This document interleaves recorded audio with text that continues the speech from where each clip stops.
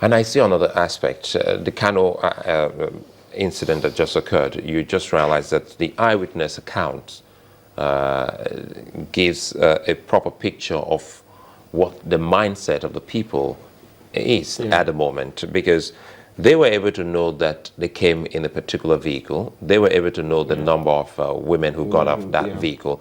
So it would seem as if what you're saying, we have started seeing a bit of awareness in some of the people to the extent that they are observant of their environment. But going forward, when you observe, what else should you be able to do? There are a whole lot of things that can be done. You see, yes, we are talking about the Kano incident, but you recall that this is not the first time, this is not the second time we've had this incident. So they are living with these realities. What I feel needs to happen is that, starting from government, Abuja has been attacked before. You know, so I'd expect that within even the government offices, government organizations, there is a consciousness of the era that we are in, and an awareness of sorts is taking place. People, because I always say that for you to be able to solve a problem, to address a problem, you need to understand that problem. So we need to have a basic understanding of what these issues are. So if we can start from government, these people have families. Their family, they can begin to teach their families, tell their families simple procedures in your home. You know, having that security consciousness, imbibing it in your family. These are ways we can use conventional means. We have TV commercials, infomercials, and stuff like that. We can begin to have posters, walk into any office. There are basic things that we should have now. If I come into an office, I expect to see that, okay, these are the procedures or things you look out for, things that guide you, things to look out for, where to go to when something happens within this facility, things like that. Once you, and some of these things are not deliberate. You can just see them, and slowly it begins to hit you that, okay, this is the reality, and I must begin to think along those lines. But the way terrorists work, you know, I'm just thinking, for instance, the way terrorists work, they also use some of this safeguards we provided, because I mean they live amongst us, they walk amongst us, they read the things that government also says, you know, the do's and the don'ts, what to look out for, and so they always look for ways to reinvent themselves. I'm trying to think, for instance, and I've said this several times, you know, we've seen situations where people are being screened before they enter a certain place. You know, people are screened there with the metal detector or asked to put their bags through somewhere. But when you see somebody who has the capacity to take their own lives and that of others, the question is, how do you cite those kind of people from afar? Because the moment they come close to where human beings are, their own is just to, you know, cause destruction. How would you be able to, how would all your security awareness, for instance, be able to help pinpoint that this human being, you know, is a terrorist in waiting, for instance? Sometimes, yes, I'm not saying that everybody is going to become a profiler or an expert in trying to profile these persons. But you see, I always talk about layers of security. What you can do is begin to make it difficult. No matter how much they know, the important thing is that you also know. It's a different, you see, the kind of scenario we have now is such that they know and they seem to know more, and we know little or nothing, especially on the side of the masses, you know. But once there is a knowledge, people, this is the mind we're talking about, people can become more creative. You will think out of the box. If it comes to protecting yourself, people will resort to any type of thing to protect themselves. It's at that point you realize that your earring can be a weapon if you are personally attacked. You understand? So we are not saying that we're going to ever have a perfect situation. You made a good point that somebody who is ready to strap himself or herself and be killed and just make sure that even if it's one or two persons I can take along with me, I'm happy or I'm fine. The truth is that there is so much you can do to stop such a person. You know, so whilst we are, and this brings me to another point too, you know, we also need to begin to look at the kind of environment that makes those type of ideas to flourish.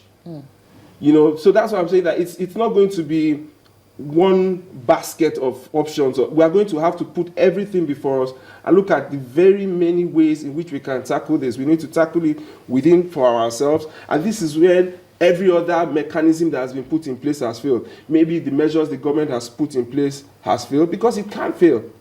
Then the ones you put within your estate, for example, maybe that fails too. So we are going to have some of this, but the important thing is to put as many measures, many layers in place, so that, because they always say that it's always meant to either to deter, to deny, and so put all those measures in place. So it must go beyond plan C, B, D, E, exactly, and on endlessly. Exactly. What about the issue of communication? You've talked about infomercials. Yes. Communication. You find a situation where you're stuck in a place, you put in all the measures, yeah, but you need to let your neighbor know that something like this is happening, yeah, but you can't do that. There's no emergency number, national emergency number that is working, and where it is existent, you call and they tell you we'll do something, but nothing happens. So back to the issue of the government, government agencies doing their bit. And for instance, the conversation you had where the man said it will never happen. Yeah. Doesn't that sound like overconfidence? That's what happens. That's typical. The truth is, as a human being, you don't want to think about the gory side of life. Everybody likes to enjoy life. So it's easier and it's better for me to sit back and just have, like she used the word, a false sense of security, which is true, But the issues of communicating, and like I said, whilst we may have formal means of doing so, one way or the other, I think that the tools are already there for us. The tools are already there for us. Unfortunately, we can't all wait for government to do what they are supposed to do. Issues of having an emergency line and stuff like that. Many times we don't need to wait that far, even within our environment. For example, I like to use residential, or where you live. Many of us, you're in an estate setting or in a street. You have street associations, and within those associations, you are communicating. Look, if there's a robber, this is what you do. Some places they have whistles. Some places it is your horn of your car if you can get it. They have all types of measures in place. Sometimes, like I've said, when it comes to you and I, we are going to have to think out of the box. But I think this is where the government needs to come in. There has to be a deliberate policy to begin to indoctrinate the typical Nigerian. It's not to deprive you of your comfort or the joy of life, but it's to help you also understand that these days the luxury you want to enjoy is going to come at a price. Some people are paying that price in the front. You will have to pay that price by sacrificing some of your comfort, and that sense of security that is so natural, that comes natural to you. So like I've said, it's going to come down to attacking it from every front. Every front needs to be involved in this fight. Let me just read out something that we saw in the papers this morning. One of the headlines. Some villages in northern Nigeria were already attacked and flags of another country already hoisted there. But going to the police around there, the police said they're not formally informed. What does that say of protecting the Nigerians living in those communities? Well, I don't know about what the details of that because I haven't read that, but I think it's typical of people to want to back away from, especially when you know that these issues are life-threatening. However, I'll be disappointed if that's true, because the police, you do have a primary responsibility of protecting life and property. Law and order is what you are supposed to be protecting as a police person, as a member of the police force. So I would want to believe that it's a case of people not being alive to their or not being up to their responsibilities, awake to their responsibilities. I don't think anybody at this point should be telling you as a police officer that this is what you are supposed to do. But typical of what we have seen, it's always easy for everybody to want to back away or to shy away from doing what they are supposed to do, especially when you know that you probably be putting your own life at risk. Very quickly, let's give the people a takeaway here. What would you be saying to them? Because everything boils down to trying to avert and also stay alive whenever you see any kind of danger. What should we be looking out for in times like this, and what should we be doing? Well, the first thing I would say is a lot of the facilities we go to now have certain security measures in place.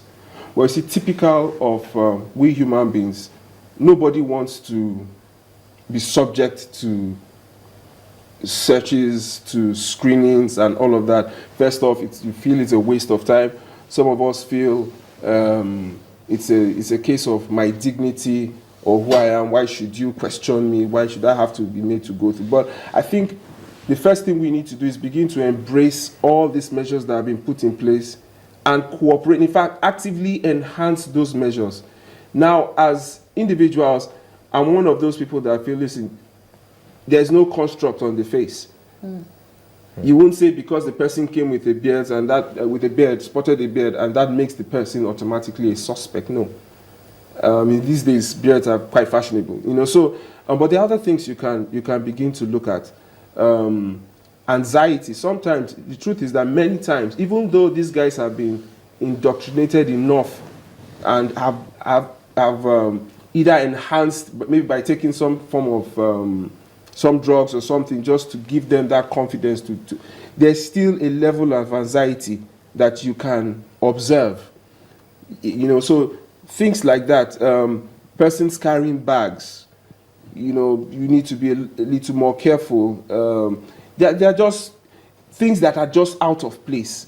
Like I said, it's not something that you probably have a class on, but the most important thing is look for something that is out of the ordinary. Many times it might just be one little detail that you will pick.